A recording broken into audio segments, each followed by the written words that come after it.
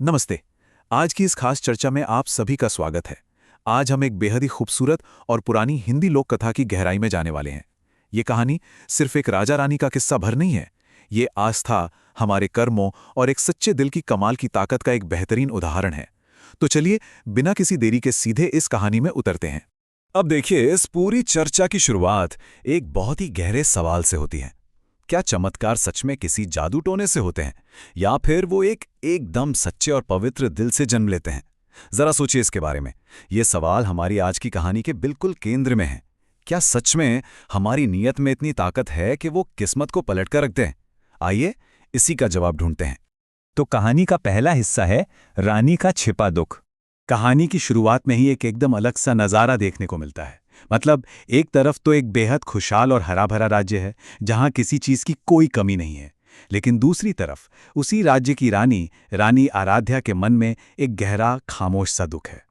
उनके पास दुनिया भर की दौलत थी, सिवाय एक संतान के। ये हमें साफ दिखाता है कि बाहर से सब कुछ कितना भी परफेक्ट क्यों ना लगे, अंदर का एक खालीपन इंसान को कितनी गहरी चोट दे सकता है। लेकिन रानी आराध्या की जो बात सबसे खास थी ना, वो ये कि वो हार मानने वालों में से बिल्कुल नहीं थी। इतने बड़े दुख के बावजूद उनका यकीन कभी नहीं डगमगाया। वो रोज पूरे मन से मंदिर जाती थी, और कमाल की बात तो यह है कि उनकी ये प्रार्थना अपने किसी निजी स्वार्थ के लिए नहीं थी। वो भगवान से एक ऐसा योग्य उत्तराधिकारी मांग रही थी जो उनके बाद राज्य को और वहां के लोगों को सही दिशा दिखा सके। सच में ये उनकी महानता को दर्शाता है। इसके बाद कहानी एक नया मोड़ लेती है। हमारा दूसरा भाग है साधु का दिव्य उपहार। होता यूं है कि एक दिन एक ज्ञानी और वृद्ध साधु उस राज्य में आते हैं। अब साधु ने रानी का सिर्फ बाहर से दिखने वाला दुख नहीं देखा। उन्होंने रानी के अंदर की वो सच्चाई और उनकी अपार दयालुता को पहचान लिया, और इसी अच्छाई से खुश होकर साधु ने उन्हें एक दिव्य फूल दिया। बस यहीं से एक ऐसा सिलसिला शुरू होता है जो आगे चलकर एक किंवदंती बन गया। साधु ने वो फूल ऐसे ही नहीं थमा दिया। उन्होंने इसके साथ कुछ बहुत ही स्पष्ट निर्देश भी दिए। एक तरह से ये पूरा प्रोसेस था। पहला कदम, उस दिव्य फूल को लेना। दूसरा, उसे पूर्णिमा की रात को सीधे चांद की रोशनी के नीचे रखना। और तीसरा, सबसे जरूरी कदम, एक बिल्कुल सच्चे और पवित्र मन से प्रार्थना करना। ये कोई मामूली बात नहीं थी। ये तो जैसे दैवीय कृपा पाने का एक सीधा फॉर्मूला था। शर्त बस एक थी, मन एकदम सच्चा होना चाहिए। चलिए अब बढ़ते हैं तीसरे हिस्से की तरफ, पूर्णिमा का चमत्कार। और फिर वो पूर्णिमा की रात आई। जैसे ही चांद की रोशनी उस रहस्यमयी फूल पर पड़ी, पूरा का पूरा महल एक कमाल की रोशनी से जगमगा उठा। और ये तो बस शुरुआत थी। कुछ ही महीनों बाद राजवैद्य ने एक ऐसी खबर सुनाई जिसने सबको झूमने पर मजबूर कर दिया। रानी मां बनने वाली थीं। सालों बाद एक बहुत ही समझदार और दयालु राजकुमार का जन्म हुआ। मतलब कैसे एक सच्चे मन की प्रार्थना हकीकत में बदल गई, ये देखना वाकई रोंगटे खड़े कर देने वाला है। अब कहानी पहुंचती है अपने चौथे भाग पर, अचंभे में राज। जाहिर सी बात है, जब राज्य में इतना कुछ होगा तो लोगों में बातें तो बनेंगी ही, है ना? गांव वालों के बीच एक बड़ी ही दिलचस्प बहस छिड़ गई।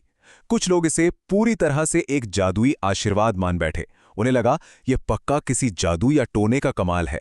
वहीं कुछ लोगों का पक्का यकीन था कि ये सीधे तौर पर भगवान की कृपा है।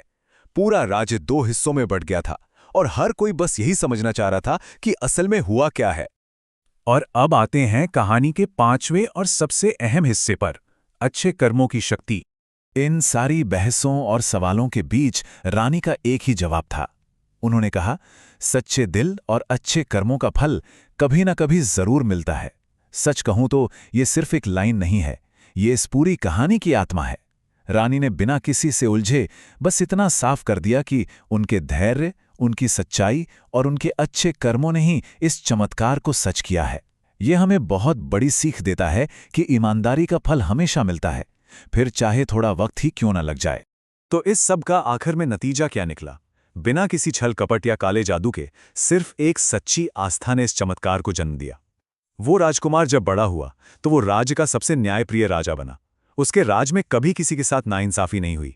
और सबसे बड़ी बात, इस पूरी घटना ने एक ऐसी कहानी को जन्म दिया जिसने आने वाली कई पीढ़ियों को रास्ता दिखाया। इससे यह साफ होता है कि आपके अच्छे कर्मों का असर सिर्फ आज तक नहीं रहता, वो पीढ़ियों तक जिंदा रहता है। तो आज के समय में पवित्र नियत और अटूट आस्था की ये पुरानी कहानियां हमें कैसे प्रेरित कर सकती हैं? रानी आराध्या की कहानी कोई बीती हुई बात नहीं है। ये आज भी हमें याद दिलाती है कि एक सच्चे दिल की विरासत कभी मिटती नहीं। ये कहानी हमें आज भी सही रास्ते पर चलने का हौसला देती है और ये भरोसा दिलाती है कि सच्चाई में वाकई अपना एक अलग जादू होता है। इसी विचार के साथ आज की ये चर्चा हम यहीं समाप्त करते हैं। इस कहानी के गहरे अर्थ पर एक बार जरूर विचार कीजिएगा।